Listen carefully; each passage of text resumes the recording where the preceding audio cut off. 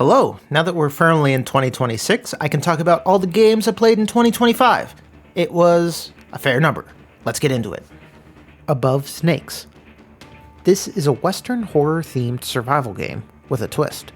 Rather than explore a randomized map or bespoke world, you are given the power to formulate the world around you with map squares. While this isn't going to give you grand vistas, it does give you a new set of wrinkles to consider. It also has one of my favorite features of a survival game, a questline with an actual end to the game. I played this on Steam Deck, which worked fantastic. Uncharted 4. This wasn't my first time playing through Nathan Drake's last outing, but the game still hits. One of my favorite bits of this game is seeing Nate and Elena's home life. The character had been allowed to grow, and in growing, we were able to explore a new set of dramatic problems. Combine that with a stellar cast and some set pieces I still think are unmatched, and Uncharted 4 is nearly perfect popcorn fare. GTA 4. From GTA 3 onwards, developer Rockstar has been hailed as existing at the pinnacle of the industry in terms of technology, writing, and design. How did that result in something so technologically advanced and chore-like? The answer is main character Niko Bellic, a tortured war criminal trying to make a new life. He's just a downer. And all the story around him is a downer. While it was certainly technologically impressive in its time, that isn't enough to make it fun to play in 2025. Sekiro. Sekiro has a healthy contingent of FromSoft fans who declare it their favorite, and now I get it. The combat is something totally different to the Soulsborns, but also familiar. It just feels so good in the hand, at once challenging and Moorish. This was definitely one of my favorites of the year. I remember my time with the game fondly, and you can too with my playthrough on the channel. Total War Pharaoh. A controversial entry in the series, initially sitting more in line with the Total War Saga spin-offs, Pharaoh has developed into something more akin to Total War Bronze Age. I haven't finished the campaign yet, but I have really enjoyed the time I spent with it. Far Changing Tides. A sequel to Far Lone Sails, this game is a disciple of the Limbo and Inside school of adventure game design. That is, go right and do puzzles. Here you need to get your vehicle to go with you, and that means managing fuel, sails, heat, and fire as you go along. A good entry in the genre, but I remember my time with the first game more fondly. Uncharted Lost Legacy. This is a spin-off finale that serves as a way to bring closure to characters Chloe, Nadine, and Sam. Naughty Dog provided stunning visuals as always, but something about the game was just a little flat. Maybe the compressed runtime didn't let the story develop? It was still a fun time regardless. LEGO Star Wars: The Skywalker Saga. I spent a lot of time playing the original LEGO Star Wars growing up, and this is quite different. Open hubs, planets, free flying in space, searching for puzzles outside of missions, side quests, voices. Basically a totally different game. Lots of fun with a co-op partner, but the original is still my favorite. Hex On. Yet another hex-based puzzle game. It was fun, but now it's done. Untitled Goose Game. This was a revisit of the classic, playing co-op with my wife. It is still a joy to be the avatar of chaos amongst the townspeople. However, I was reminded of some frustrations I had the first time. Some of the puzzles are obtuse, and some of the timing-based ones can be frustrating. Regardless, it's still iconic. Hades. Hades is definitely one of the best roguelites ever made. Its method of storytelling and a cyclical game structure worked really well. The combat was challenging but rewarding. It had great music, great acting, solid characters. Great time all around. God of War 2018. This was a replay for me, my third. The story, the cinematics, the action, the acting, it all holds up beautifully. Still a 10 out of 10 game. Power Washing Simulator. This is just good, chill vibes. There's a lot of satisfaction in seeing the numbers go up, and cleaning is always a lot more fun virtually for some reason. There's a cockamamie meta-narrative going on, but to be honest, I didn't really pay attention. 20 Minute Metropolis. This is a boiled-down, rapid-paced city builder. As the name implies, you have 20 minutes to build out your sci-fi city on a small map. There are only a couple of considerations here, like a small collection of resources and power distribution, which balances nice for a 20-minute distraction. It Takes Two. One of the best co-op games ever made, this Joseph Fares outing makes cooperation mandatory by giving you and your partner complementary powers that need to be used together to solve puzzles and defeat enemies. The human models are a little rough to look at, but the story is great, the gameplay is fantastic, and it is a great experience to have with another person. Trek to Yomi. This is a variation on the walk right and do puzzles genre. For the first, the game has people speaking and a clear story. For the second, it isn't about puzzles, but samurai combat. Unfortunately, the vibes don't carry it, and the combat doesn't cut it. A solid 7 out of 10 experience for the afternoon, but not one to necessarily seek out. Toy Story 2. This was my very first PlayStation game when I was like 7, and one of my very first games at all. When I saw that it was on PlayStation Classics, I had to revisit it. While my childhood memories had vastly expanded the polygon counts and level sizes, the game held up remarkably well. Definitely a children's game, but I enjoyed my stroll down memory lane. Split Fiction. The most recent Fares game is another co-op romp, this time featuring an unlikely duo of science fiction and fantasy authors. Imagine friendships crossing genres. The story is basically fine, and the acting does what it can with the script, but the variation of gameplay is the best Hazelight has ever done. Quite an achievement, and if you play, make sure to hunt down all the hidden side story worlds, which each have their own bespoke settings, art, and mechanics. Shadow of the Colossus. I finally got around to playing the remake of the legendary PlayStation 2 game. It was as moody as ever, and the environment had a haunting quality to it. It is an interesting counterpoint to what has been called Ubisoft map bloat. Shadow of the Colossus's rather large map has nearly nothing in it. It certainly fits with the mood and story being suggested, but it almost feels like it goes too hard on that. GTA 4 DLCs. There are 2 DLCs to GTA. The Lost and the Damned, and The Ballad of Gay Tony. 2 very different vibes, one being focused on a biker gang's descent into civil war, and the other being a nightclub fixer and his boss getting in way over their heads.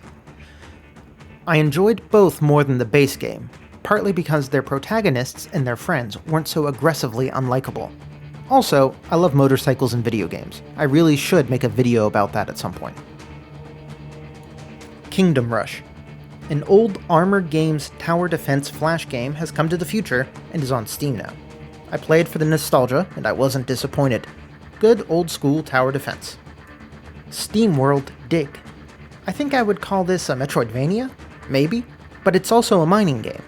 It's older, so more limited than what we might expect these days, but it was still quite a bit of fun for the few hours it was. Hexanome.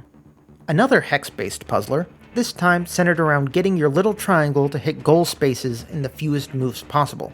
Occasionally tricky, generally a good time. Bud and Spencer's Slappin' Beans 2. This is a weird sequel to a weird concept. Like the first game, these are modern side-scrolling beat-em-ups based on a pair of Italian actors' buddy B movies from the 70s. Why were these games made in the 2000s? No idea. But they are mildly diverting, and some of the minigames are pretty fun. The biggest thing is the vibes. Those are immaculate. V Rising. V Rising is another good example of a survival game with a twist. You are a vampire, and everything is very effectively themed around that. While you do start with punching trees, you quickly upgrade to having vampiric thralls do it for you. As a result, the game is focused on a surprisingly deep combat system. It also, fortunately, has a story with an end, though it may have dragged on a hair long for me. Tactical Breach Wizards. My favorite game of the year, Tactical Breach Wizards, is the most recent Tom Francis game. His prior games, Gunpoint and Heat Signature, are some of my favorites, so I had high expectations. They were all met and exceeded. Similar to Into the Breach, you were given perfect information of how each turn will resolve. This nearly transforms the strategy game into an elaborate puzzle. The scenarios, the powers, and the writing all make this a nearly perfect game for me. Resident Evil 3. Remake. This remake was a lot more action and a lot less survival horror than Resi 2. It was a fun time, and I did like the Nemesis design, but I don't think it'll sit with me for as long as Resident Evil 2, 7, or Village have. Darksiders 3. The Darksiders games are all knockoffs of popular games with a heaping pile of metal vibes. This one was based off of Souls-likes, and you play as the only lady horseman, Fury. Unfortunately, it wasn't balanced enough to justify a Souls difficulty, so I played it on easy. A fine game, if not a great one. Circuit Superstars. This is a simple little arcade racing game. I didn't play much of it before casting it aside. I love arcade-style racing, but the cars here felt like they were skidding across ice. It was so bad that I bounced off the game and bounced away. God Game, The Odyssey. This was a funky little game, where you controlled wind and wave to try to guide Odysseus' ships to safety. It was a neat old indie puzzle game, but it wasn't worth fighting with the awkward controls for the later levels. Romopolis. This is more puzzle game than city builder. It has discrete levels with specific goals and times to meet. It was a nice diversion, but it isn't going to sit in my memory long. Rayman Legends. A classic platformer and a good time.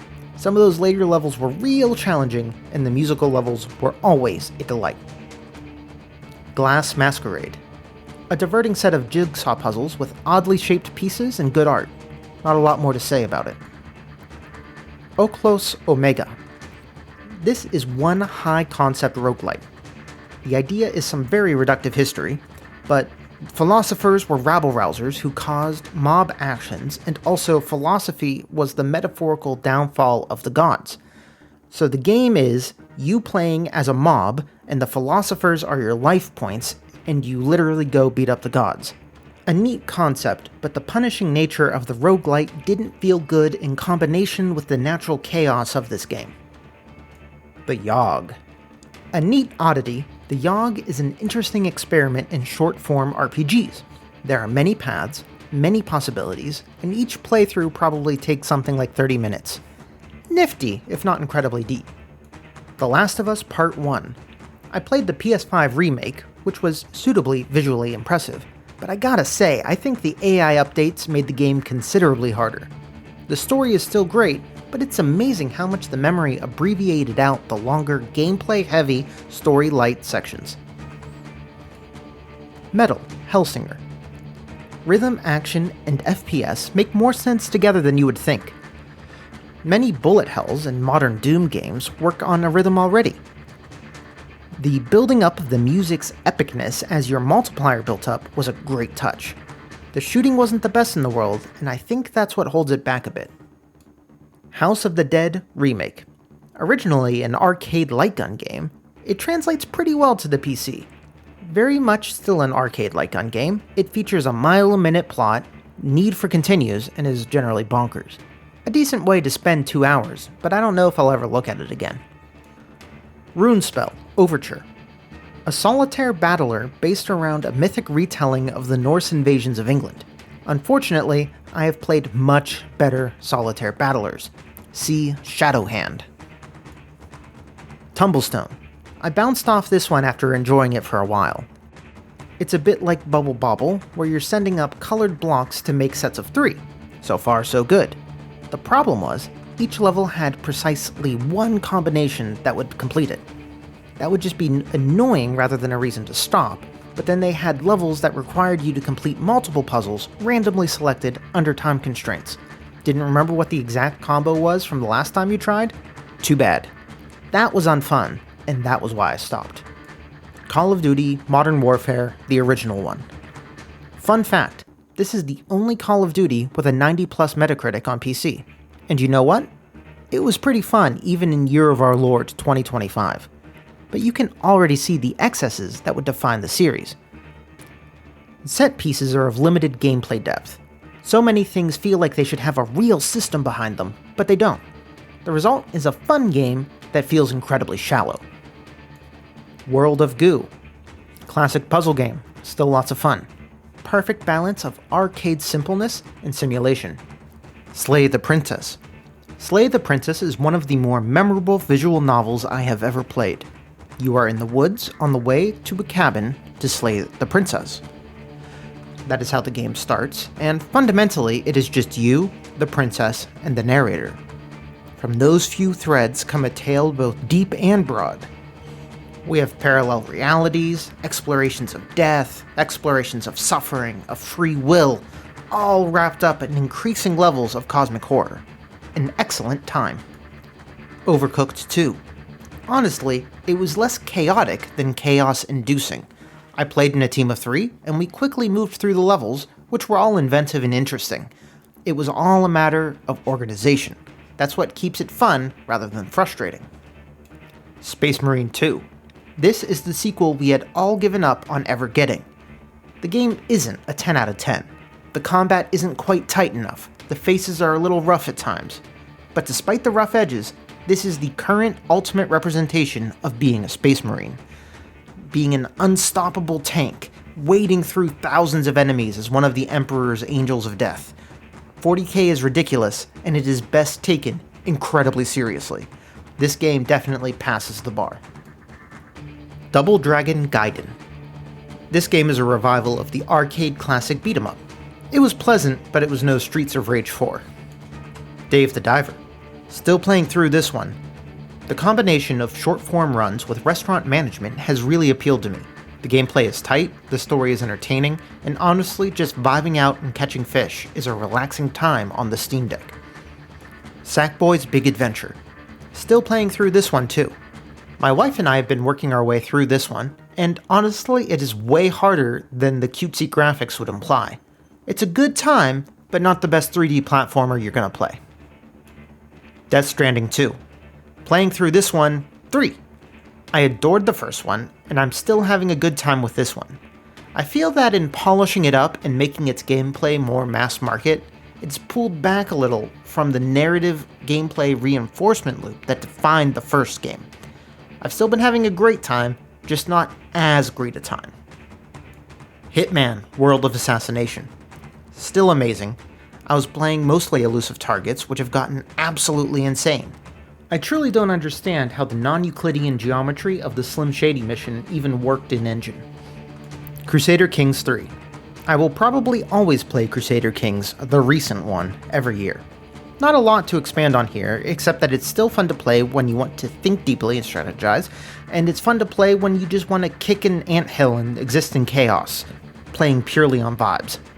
Mount and Blade, Warband, War Sails. Mount and Blade is a game for history nuts that like imagining massive medieval battles. I am obviously one of those. The expansion adds boats, for nuts who also daydream about historical eras of naval combat. I, too, am one of those. Naval combat in every game is wonky, but this one is relatively low wonk. Fun times for nuts like me. Dorfromantik. It is a perfect chill out and vibe puzzle game. Go for score, complete missions, or just like make a nice map, man. Age of Empires 2. Sometimes you just want to do some RTS. The itch itched, so I itched with this. Blasphemous. A side-scrolling Souls-like, I tried this out while I was picking out my next game I was going to play on the deck. It had some killer vibes, and the pixel art is on point. I didn't bounce off it so much as it wasn't the game for the moment. I'll check it out again another day. The Outer Worlds. I played a few hours of The Outer Worlds before I got distracted. It was a good time, though I'm not clicking with the writing in the same way I did New Vegas or Tyranny, which are other Obsidian games. I'm sure I'll return to this save file soon. Dome Keeper. I bounced off this one pretty hard. I really liked the idea of pairing missile defense style gameplay with mining and resource gathering periods, but something about how this game worked didn't click for me. Doom, the original one. The first Doom wasn't the original FPS, but it is the one that wrote the formula. I've played through some of it when I want something relatively contained to do for an evening. I haven't finished it yet, so I'm sure I will in 2026. I would say that this isn't necessarily the best Doom-style FPS to play in the year of our Lord 2025, but as a historical time capsule, it is fascinating. Nomad Survival. Another game I tried while picking a deck game, this is a Vampire Survivors-like game with its own whole deal. Seemed pretty neat, but wasn't the game of the moment. UFO 50.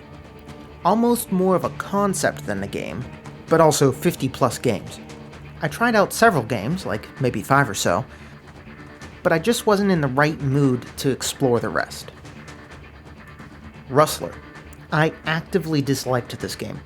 The idea is to take the top-down chaos of GTA 1 and 2 and put it in the Middle Ages. The writing and the acting made my eyes and ears bleed, and the gameplay wasn't particularly fun in way of compensation. Gator Game. This is a cute little game I spent a few hours with. I think it is well made, well written, and very child appropriate. I, however, wasn't getting enough out of it to justify the time it would take to beat, so I put it down. Caves of Qud. My time with this game was literally just the tutorial. This is one of the canonical deep games. Simulations with so many variables that you can spend hundreds of hours trying to figure out how it all works. I will say the tutorial showed that despite its deep complexity, it is a remarkably straightforward game to play. I look forward to spending a lot of time digging into its depths. Golf with Friends. I love mini golf games, so I started replaying this one with my wife. This one has fun courses, though sometimes its physics are absolutely nonsense. Grapple Dog. Another game I tried.